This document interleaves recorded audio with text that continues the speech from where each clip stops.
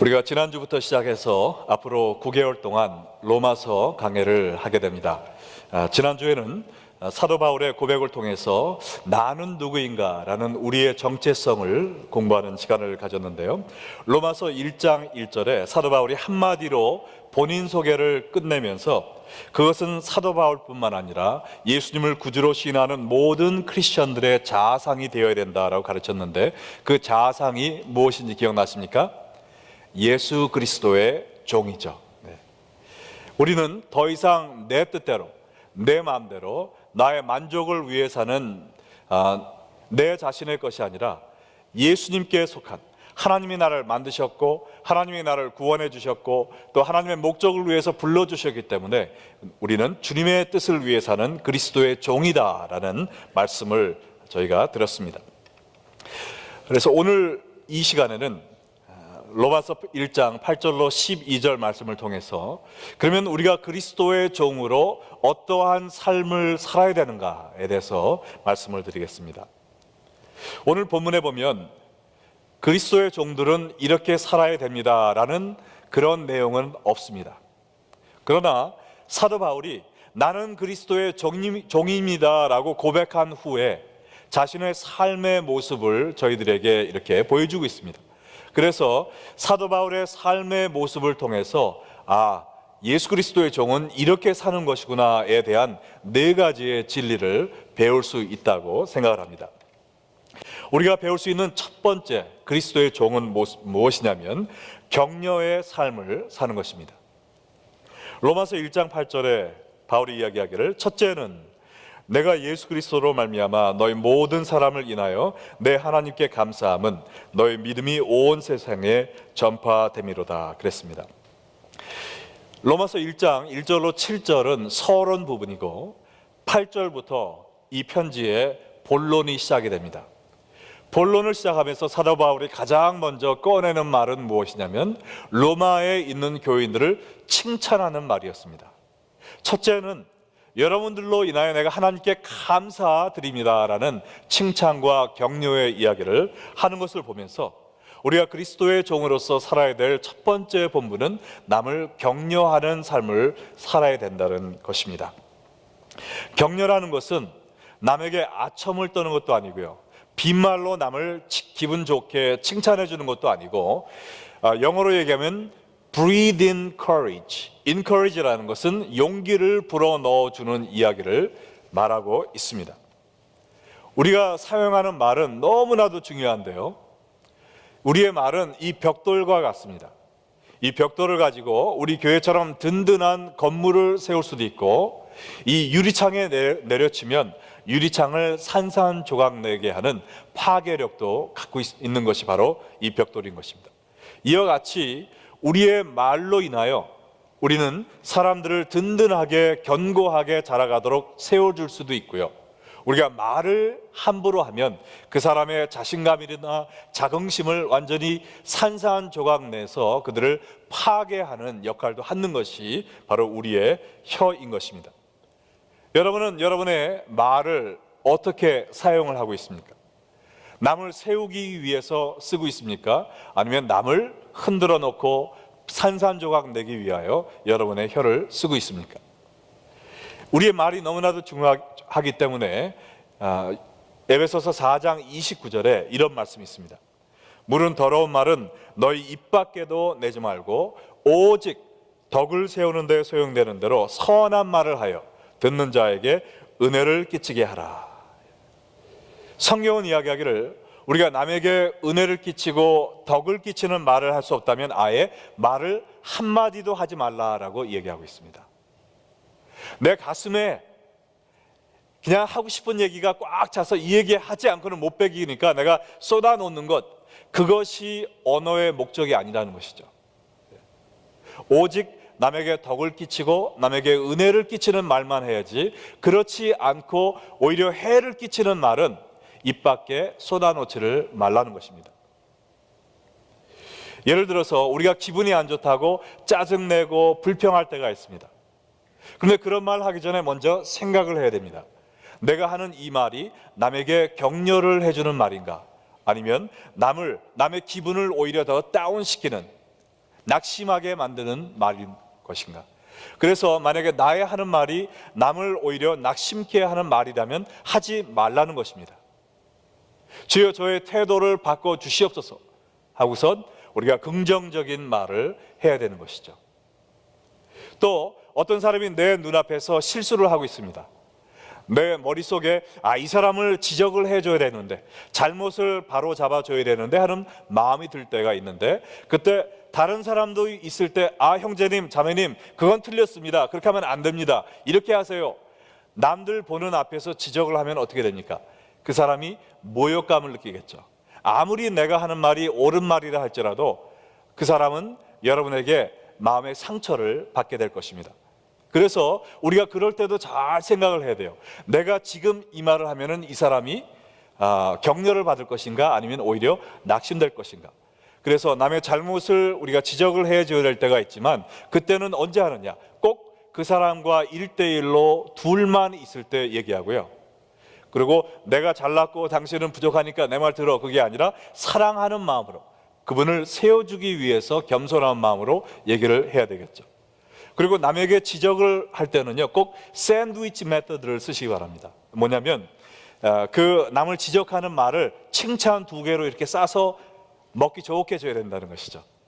그래서 지적만 하면 듣는 사람이 얼마나 기분이 나쁘겠어요. 내가 이거밖에 안 되는 사람이구나 하면서 낙심할 수 있습니다. 그래서 먼저 칭찬을 해주고, 정말 형제님 보기만 하면 저는 참 기쁩니다. 그런데 어제 밥 먹을 때 저 안 주고 혼자 먹어서 좀 섭섭했습니다. 근데 제가 말이 좀 잘 안 나오네요. 근데 여러분 제 말 뜻은 아시겠죠? 누구의 지적을 할 때는 좀 칭찬을 좀 해주고, 그 다음에 할 말은 하고, 그러나 또 칭찬으로 해서 받는 사람이 기분 좋게 받고 또 고칠 수 있도록, 더 좋아질 수 있도록 그러한 방법으로 남에게 지적을 해주시기 바랍니다. 그리고 또 예의 없는 말투를 삼가야 되겠어요. 나보다 나이가 어리다고 이렇게 반말하는 것은 우리가 삼가야 됩니다. 왜냐면 나보다 나이가 어려도 남의 할머니고 할아버지거든요. 남의 아버지고 어머니인데 교회 안에서 서로에게 반말을 쓰면 안 되겠습니다. 나하고 이 사람은 허물없는 사이라서 반말을 써도 됩니다 하면은 두 분만 있을 때 사적인 자리에서 그렇게 하세요. 그러나 공적인 자리에서는 우리가 나보다 아무리 나이가 어려도 그 사람에게 존칭어를 써주시면서 우리 청년 회원들에게까지도 우리가 존경을 하는 말투로 사용할 때 서로 우리가 위해주고 높여주고 세워주는 교회가 될 수 있습니다. 그래서 우리가 예의 바른 말을 사용한 것이 참 중요합니다. 그 다음에 또 한 가지는 남의 험담을 하는 말이나 확인되지 않은 소문을 퍼뜨리는 것, 이것도 우리가 입 밖에 내지 말아야 될 그 unwholesome talk, 더러운 말 중에 하나라고 하겠습니다. 그래서 이 남에 대한 험담은 하지도 말고 듣지도 말아야 됩니다. 누가 내게 와서 남의 욕을 하면 중간에 끊기가 좀 되게 미안하잖아요. 그래서 우리가 그냥 놔두면은 그 사람도 죄짓게 하고 나도 내 귀가 더러워지게 하는 것입니다. 그래서 누가 나한테 와서 남에 대한 험담을, 우리 교회는 그런 분 안 계시겠지만 혹 그런 일이 있으면은 우리가 사랑으로 끊어줘야 돼요. 집사님 저한테 그런 말씀 하지 마시고 그분한테 가서 직접 말씀해 주세요. 아니면 제가 기도하겠습니다. 바빠서 빨리 가야 되고요. 아니면 이빨에 시금치 꼈네요. 하여튼 뭐라고 무슨 말 하시던지 남의 험담을 끊어야 됩니다. 그리고 우리가 중요하게 알아야 될 것은, 나한테 와서 남의 험담을 하는 사람은요, 남한테 가서 내 험담을 할 수 있는 사람이에요. 조심해야 됩니다. 그러니까 우리 교회에서는 험담하는 문화가 완전히 사라지도록, 뿌리 뽑아지도록 우리가 허락하지 않아야 되겠습니다. 할렐루야. 자, 그러면 우리가 말하기 전에 항상 듣는 사람에게 어떤 영향을 끼치는 것인가 라고 생각을 하고 해야 되는데, 어떤 말을 해야 되는가 나와 있죠. 오직 덕을 세우는 말, 선한 말, 은혜를 끼치는 말입니다. 덕을 끼치지 못하고 선한 말이 아니고 은혜를 끼치지 않는 말이면은 입 밖에 내지 말라는 것입니다. 그래서 말하기 전에 항상 생각을 하고 말하는 것이 그리스도의 종의 삶인 것입니다. 왜냐하면 이 세상에는 우리의 사기를 꺾는 일들이 비일비재하게 일어나고 있습니다. 사업의 어려움을 겪을 때도 있고요. 육신의 질병을 겪을 때도 있고, 가정의 불화, 경제적인 어려움, 또 영적인 시험을 우리가 지나갈 때도 있기 때문에 모든 사람이 따뜻한 격려의 한마디를 절실히 필요로 하고 있어요. 그렇기 때문에 우리가 항상 입을 열어 얘기할 때는, 주여, 제가 이 사람에게 어떻게 덕을 세울 수 있겠습니까? 어떻게 격려할 수 있겠습니까? 어떻게 은혜를 끼칠 수 있습니까? 라는 마음을 가지고 이야기를 해야 될 줄로 믿습니다. 여기에 선한 말을 하라 그랬는데요, 영어로 보면 according to their needs. 선한 말의 원래 뜻은 그 사람들의 필요를 채워주는 말입니다. 내가 이 말을 꼭 하고 싶어서 못 살겠으니까 한다라는 것이 아니고, 우리가 말할 때는 항상 듣는 사람의 필요를 채워주는 말을 해야 되는 것입니다. 그래서 우리가 교회 생활할 때 항상 격려해 주는 말을 우리가 연습을 하고 실천을 해야 되겠어요. 그래서 오늘 특별히 이 설교를 들으시고 여러분이 격려하는 말을 연습을 하시기 바랍니다. 예배 끝나고 친교 시간에 격려의 이야기를, 남에게 용기를 북돋아주는, 나는 부족하지만 예수님이 함께 해주시니, 또 우리 성도님들이 나와 함께 했으니 하나님의 뜻을 나는 받들 수 있어 라는 용기가 100배 충전되도록 그러한 격려의 말을 해주시기 바랍니다. 예를 들어서 우리 찬양팀 너무나 열심히 하고 있어요.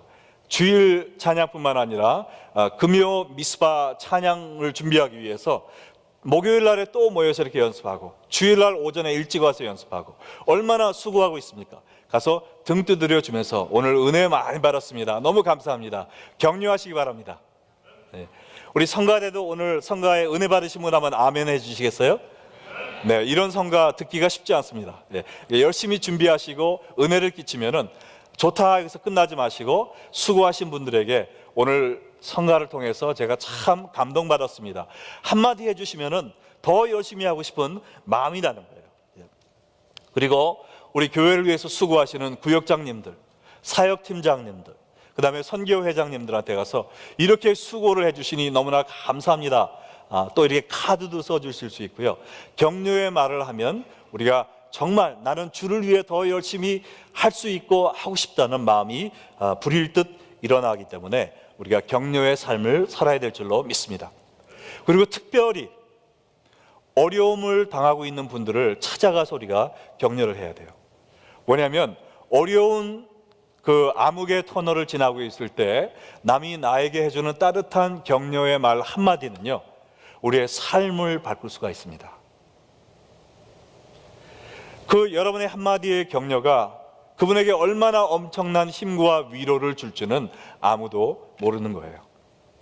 제가 일전에도 한번 이야기한 적이 있지만, 제가 몇 년 전에 그 한국 신문을 보다가 너무나 가슴이 아파서 그 가슴을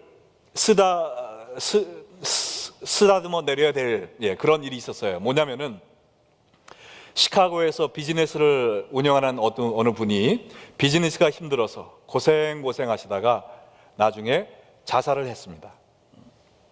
근데 그거보다 더 가슴 아픈 이야기는 뭐냐면, 그 자살한 그날 오전에 새벽 기도를 갔다는 거죠. 새벽 기도가 끝나고 온 후에 가게에 나가서 자살하신 거예요. 여러분, 새벽 기도 나와서 기도하신 그분의 모습을 상상해 보시기 바랍니다. 정말 아무리 돌아봐도 솟아날 구멍이 보이지가 않아요. 절망과 낙심에 가득 찬 그 깜깜한 밤중에 하나님께 부르짖는 그분이 조용히 기도했겠습니까? 눈물을 흘리며 땅을 치며 통곡하며 기도하지 않았겠어요?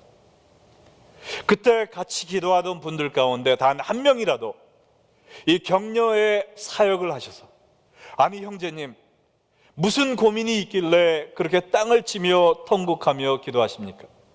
제가 형제님을 위해 같이 기도하기 원합니다.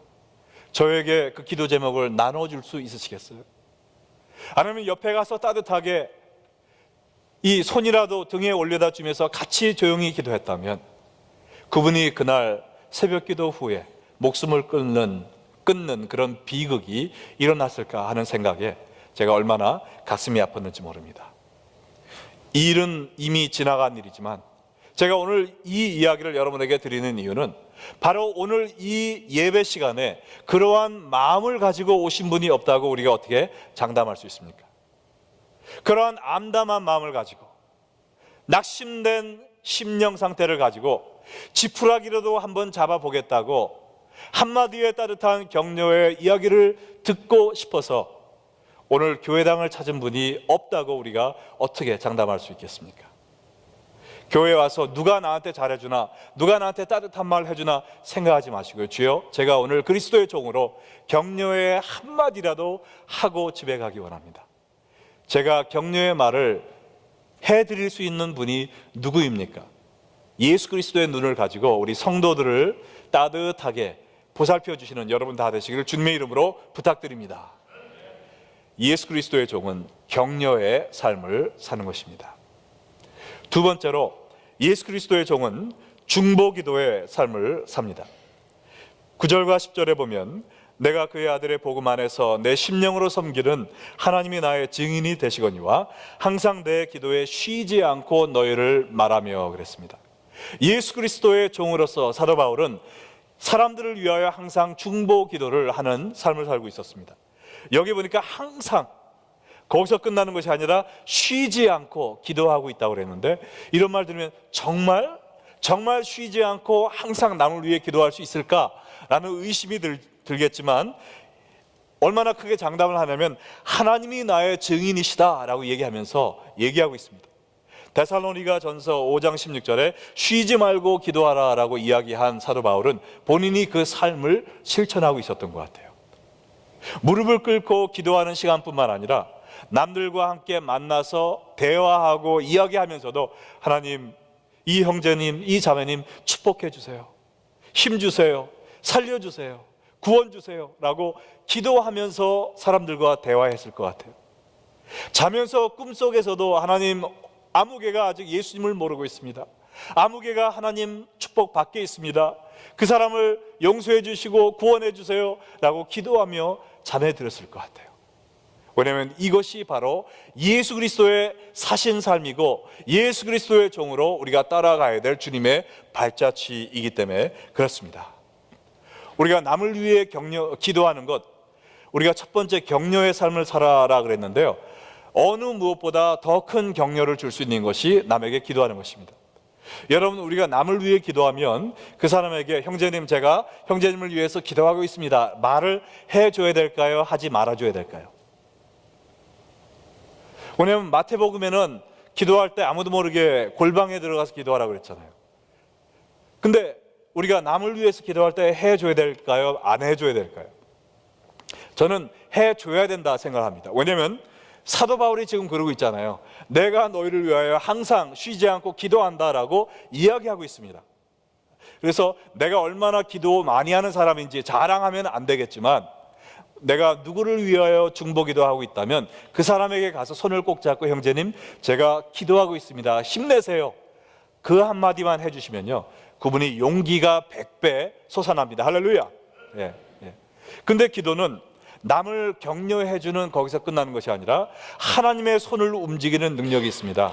우리의 삶과 또 많은 사람들의 인생을 변화시키는 큰 역사를 일으킵니다. 그렇기 때문에 우리는 중보기도를 해야 되는 거예요.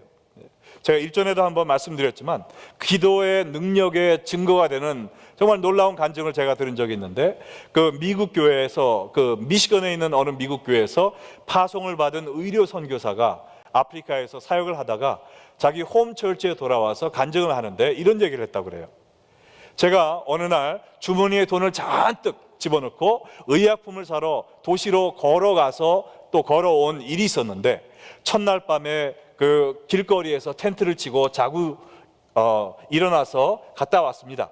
근데 갔다 온 후에 우리 동네에 아주 유명한 못된 깡패들이 찾아와서 선교사님, 저희들도 이제 예수를 믿겠습니다 라고 얘기해서 왜 그렇습니까? 물어봤더니 사실은 저희가 선교사님이 의료품을 사러 갔을 때 선교사님을 죽이고 그 돈을 강탈할 계획을 가지고 당신이 노상에서 잠을 자고 있을 때 우리가 미셸이 큰 칼을 가지고 당신을 죽이려고 돌진하고 있었습니다.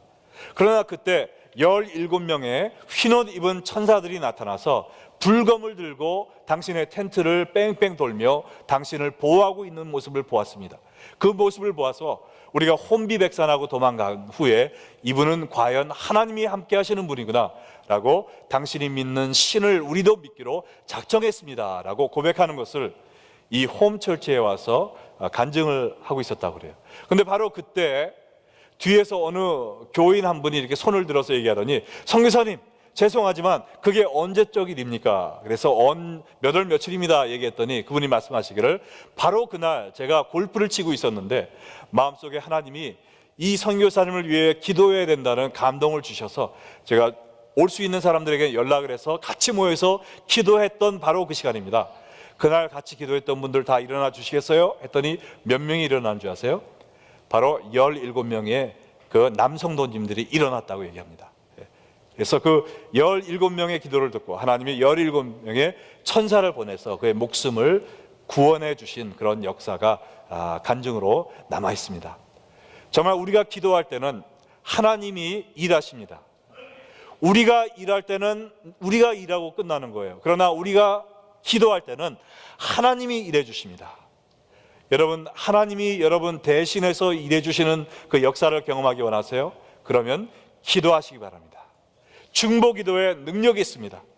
그렇기 때문에 우리가 금년에 중보기도팀을 만들어서 매 토요일 오전 6시에 1시간 동안 우리 교회와 교인들을 위하여 부르짖고 있습니다. 지금 많은 분들이 오셔서 여러분들을 위해서 기도하고 있어요. 여러분, 라비에 나가시면 세계 지도 바로 아래 중보기도 요청함을 만들었습니다. 그 옆에 그 요청 그 종이가 있으니까요, 항상 기도 제목이 있을 때 꼭 쓰셔서 넣어주시면 토요일 날 새벽 6시에 기도의 용사들이 모여서 여러분을 위해서 기도할 것입니다. 또한 여러분들도 함께 오셔서 같이 기도하시기를 부탁드립니다. 네. 자, 우리가 기도할 때 하나님은 역사하시고요, 또 기도할 때 하나님이 우리에게 말씀을 해주십니다. 오늘 이 말씀 9절과 10절에 계속 보면은 사도 바울이 로마인들을 위하여 기도했을 뿐만 아니라 그들에게 나아갈 길을 찾기 위해 구하노라 그랬습니다. 하나님, 저들을 불쌍히 여겨주셔서 사도를 보내주셔서 말씀을 가르치게 해주세요. 거기서 끝나는 것이 아니라 하나님, 주님이 원하시면 저를 그들에게 사역하도록 보내주시옵소서. 자기의 기도의 응답으로 자기 자신을 헌신한 거죠. 이 말이 무슨 말이냐면, 우리가 남을 위해서 또 우리 교회를 위하여 이 사회를 위해서 기도하다 보면 하나님께서 우리를 보내실 때가 있습니다. 내가 너를 보내서 네가 기도한 그 일을 이루기 원한다 라는 감동을 주실 때는 우리가 순종을 하는 것입니다. 순종하면 진실로 나를 통하여 일하시는 하나님의 능력을 경험할 수가 있어요. 제가 전도사 때 멕시코에 선교여행 가서 고아원에서 사역을 하면서 16살 난 그 판초라는 청년의 구원을 위해서 기도하고 있는데 하나님이 네가 가라라는 감동을 주시더라고요. 근데 가서 전도하려고 그랬는데 저는 스페니쉬를 못하잖아요. 근데 옆에 있는 이중원 하는 어느 어린 아이를 통해서 전도를 하다가 그 아이가 점심을 먹으러 가서 중간에 어떻게 전도를 할지를 못했는데 하나님이 마음에 감동을 주셔서 영어로 그냥 막 해버렸습니다. 그랬더니 영어를 이해하지 못하는 그 판초가 고개를 끄덕이는 거예요. 그리고 스페니쉬로 저한테 대답하는데 스페니쉬라고는 한 번도 배우지 못한 제가 다 이해를 하는 것입니다. 그러한 모습으로 저희가 1시간 동안 대화를 했어요. 그러더니 1시간 후에 그 판초가 무릎을 꿇고 두 손을 높이 들고 하나님을 찬양하고 예수님을 영접하는 그러한 모습을 저에게 보여주셨습니다. 그 모습을 보고 제가 그에게 예수님을 영접하는 기도를 해준 후에 일어나서 숙소로 돌아오면서 망치로 머리를 맞은 것 같았어요. 아니, 지금 무슨 일이 일어났지? 나는 스페니쉬를 알아듣지 못하고 판초는 영어를 알아듣지 못하는데 우리가 깊은 영혼의 대화를 1시간 동안 나누고 이제 이 친구가 예수님을 영접했구나. 그 경험을 통해서 제가 느낀 신앙의 간증은 뭐냐면은 우리는 순종만 하면 하나님이 일을 하신다는 것입니다. 모든 일은 하나님이 하시는 거예요. 성령님이 하시는 겁니다. 나는 못해요 빼는 게 아니고 성령님이 감동하시면 순종하면 주님이 나를 통해 일하시는 역사를 보고 하나님께 찬양하는 그러한 기쁨을 맛보게 된다는 것입니다. 그러므로 여러분들도 주위 분들을 위하여, 예수님을 알지 못하는 사람들을 위하여 기도하시기 바랍니다. 그리고 기도하실 때 하나님이 감동 주시면 순종하세요. 그러면 성경에만 있는 이런 기적적인 역사가 여러분의 삶을 통해서도 나타날 줄을 믿습니다. 세 번째로 사랑의 삶을 살아야 되는데 11절에 사도 바울이 이야기하기를 내가 너희 보기를 심히 원하는 것은 이라고 사랑의 고백을 했습니다. 심히 원한다. 영어로는 I long to see you. 이거는 거의 연인들이 쓰는 말이거든요. 근데 이 로마에 있는 사람들하고 사도 바울은 얼마나 친한 관계였죠? 사도 바울은 로마에 가본 적이 없습니다. 생판 처음 보는 스트레인저들이었어요. 그럼에도 불구하고 사도 바울은 자기의 사랑을 이렇게 뜨겁게 고백하고 있습니다. 우리는 그리스도의 종으로서 나하고 친한 사람, 내가 잘 아는 사람, 나를 기쁘게 해주는 사람들만 사랑하는 것이 아니라 사도 바울처럼 이렇게 내가 모르는 사람, 나하고 친하지 않은, 친분이 없는 사람들까지도 사랑할 수 있는 자리에 나아가야 된다는 것이죠. 여러분 예배 끝나고 친교실에 가시면 누구하고 함께 앉으십니까? 보통 내가 잘 아는 사람, 나하고 친한 사람하고 앉아서 덕담도 나누면서 식사를 하기 원하는데, 우리가 이제는 그리스도의 종으로서 사도 바울과 같이 우리가 잘 모르는 사람에게 찾아가서 사랑을 고백하며 그들과 대화 나누는 삶을 살아야 되겠습니다.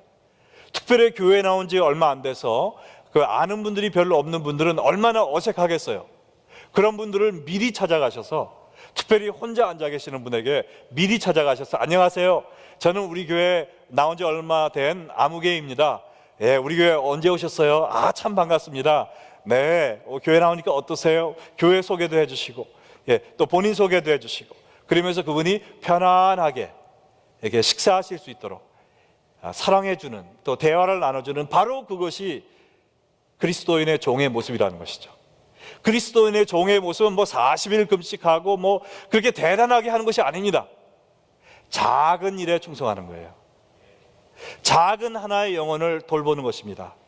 예수님이 하기 원하시는 그 일을 하는 것이 그리스도인의 종의 본분인 것입니다. 근데 이 사랑은요, 말로만, 우리가 생각만 하면 안 되고 말로도 표현하고 행동으로 옮겨야 되죠. 오늘 11절 하반부에 보면은 사도 바울이 왜 그들을 심히 보기 원했나 나와 있는데, 무슨 신령한 은사를 너희에게 나눠주어 너희를 견고케 하려 함이니 그랬습니다. 이것은 하나님이 사도 바울에게 주신 영적 은사를 사용해서 그들을 세워주기 원했다, 견고케 하기 원했다, 이러한 목적으로 너희들을 보기 원한다는 것입니다. 여러분들 가운데 정말 사랑이 충만해서 우리 교인들 보기만 하면 내가 너무나 이쁘고 사랑스럽고 그러한 마음의 심정을 가진 분들이 많이 계시리라 생각합니다. 그러나 표현하지 않은 사랑은 전달되지 않는 사랑이에요. 아무짝에도 쓸모가 없습니다.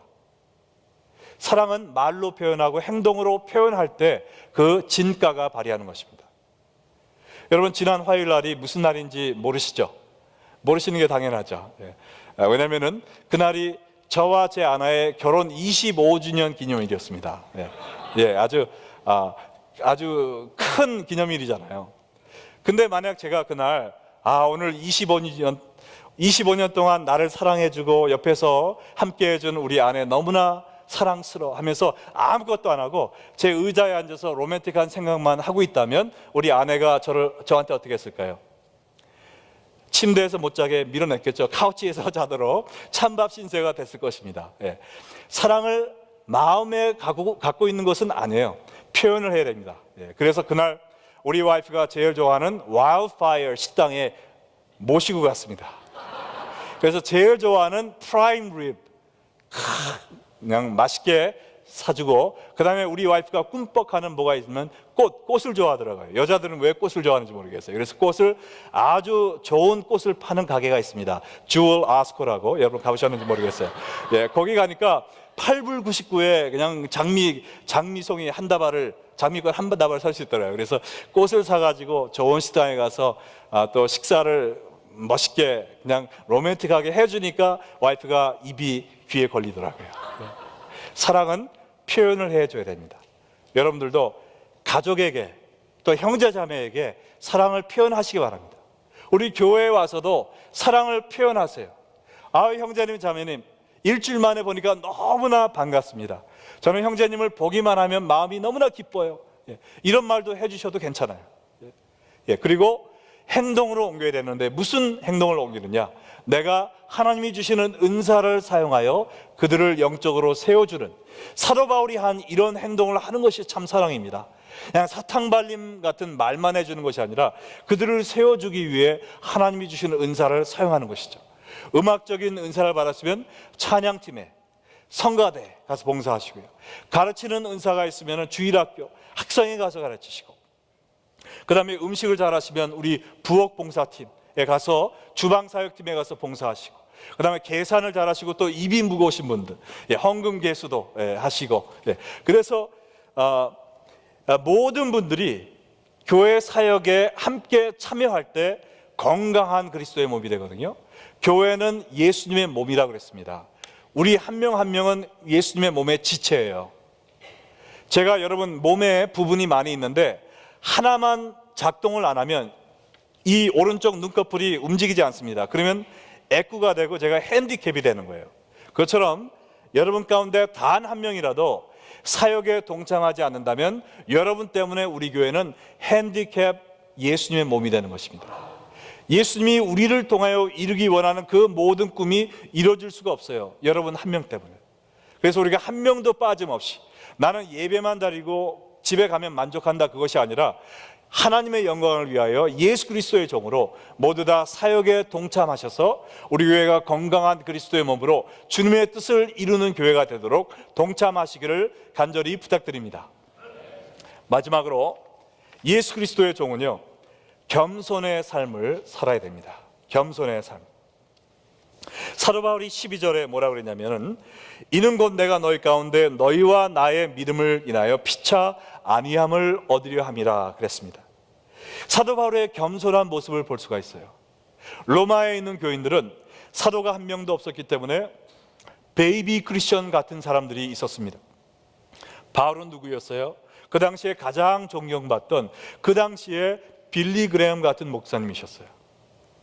사도 바울이 가는 곳곳마다 기적과 이사가 나타나고 많은 사람들이 머리 조아리면서 축복해 주세요, 축도해 주세요, 말씀 가르쳐 주세요 하던 그런 사람이었습니다.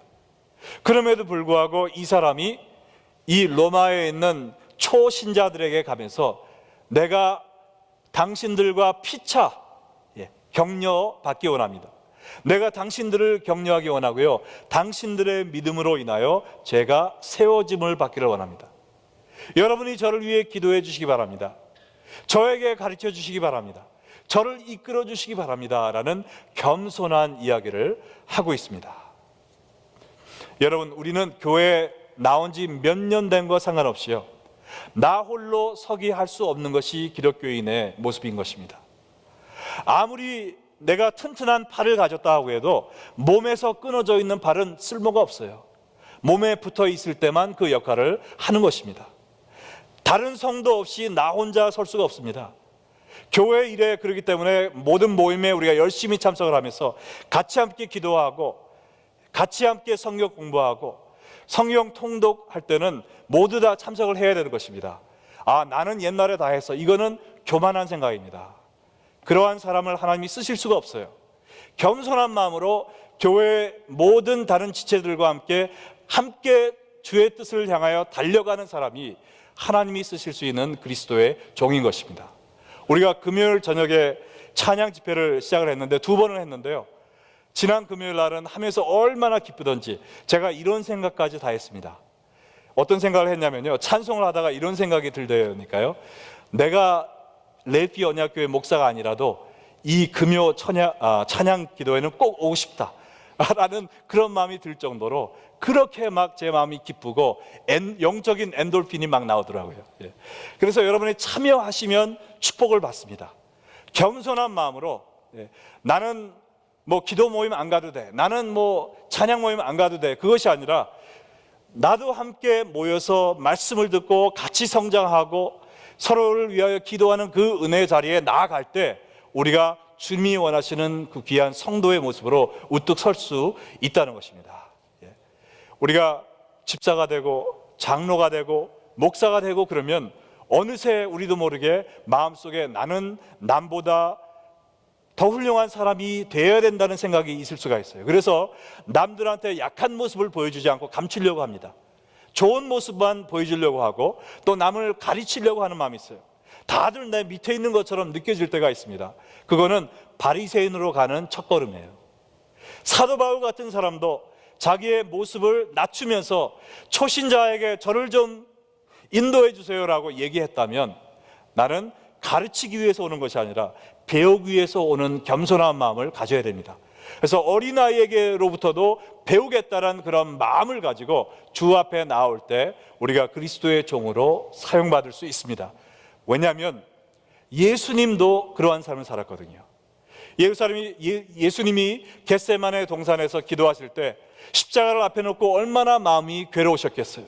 하나님과 이제는 생이별을 해야 됩니다. 처음으로 하나님과 분리되는 그러한 일을 앞에 놓고 예수님이 너무나 가슴이 아프셔서 제자들에게 뭐라고 얘기하셨냐면은, 예수님께서 마가복음 14장 32절로 34절에 말씀하시되 내 마음이 심히 고민하여 죽게 되었으니 너희는 여기 머물러 깨어 있으라, 나를 위해 기도해 달라 라고 말씀하셨습니다. 예수님이 누구십니까? 하나님과 함께 말씀으로 이 온 세상을 창조하신 만왕의 왕이십니다. 이 제자들은 누구예요? 잠시 후에 예수님을 배반하고 도망갈 아주 나약한 존재들이었습니다. 그럼에도 불구하고 예수님은 이 부족한 사람들에게 자신의 어려움과 마음의 고통을 토해놓고 계세요. 그리고 나를 위해 기도해 주렴이라고 부탁하고 있습니다. 우리가 이러한 겸손한 마음을 가지고 나의 부족함을 남에게 나타내고 또 나의 부족함을 그들이 채워줄 수 있도록 기도를 부탁하고, 또 항상 남을 위해서도 기도하고 남을 가르쳐 줄 뿐 아니라 남에게 또 배움을 얻고자 하는 그러한 겸손한 마음으로 생활을 할 때 하나님께서 영광 받으십니다. 예수 그리스도의 종은 이렇게 사는 겁니다. 남을 격려하는 삶, 남의 잘못이나 꼬투리를 잡으려고 눈을 치고 다니는 것이 아니라 어떻게 하면 이 사람을 더 격려해 줄 것인가, 또 어떻게 하면 이 사람을 위하여 내가 더 기도해 줄 것인가, 중보기도의 삶을 삽니다. 어떻게 하면 더 많은 사랑을 부어줄 것인가, 어떻게 하면 내가 이 사람 앞에 나를 낮추면서 겸손하게 살 것인가, 이러한 모습을 가지고 살 때 비로소 예수님의 빛과 소금이 우리를 통해서 나타나는 것인 줄을 믿습니다. 여러분도 예수님처럼, 사도 바울처럼 이러한 그리스도의 종의 모습을 실천하며 사는 우리 레이피 언약교회 온 성도들 되기를 주님의 이름으로 축원합니다. 아멘. 기도하시겠습니다.